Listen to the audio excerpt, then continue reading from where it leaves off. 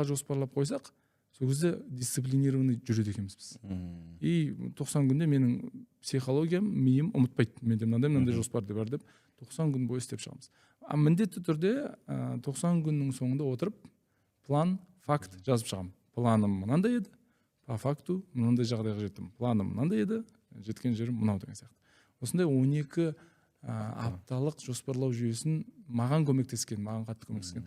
Бұған қатысты көптеген инструменттер бар. Мысалы, идеалды күн деген бар. Сондай 90 күндік жоспарлауда көп инструмент бар. Сол идеал күн техникасын мен де қолдандым.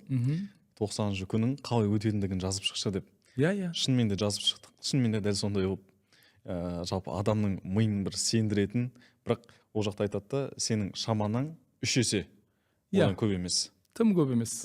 Біз кейде жаңағы жоспарлаймыз дейміз да, өзімізге бір артық салмақ салып аламыз да, кейін оның сол артық салмақ бізге жаңағы ісімізді кейінге қалдыруға себеп болып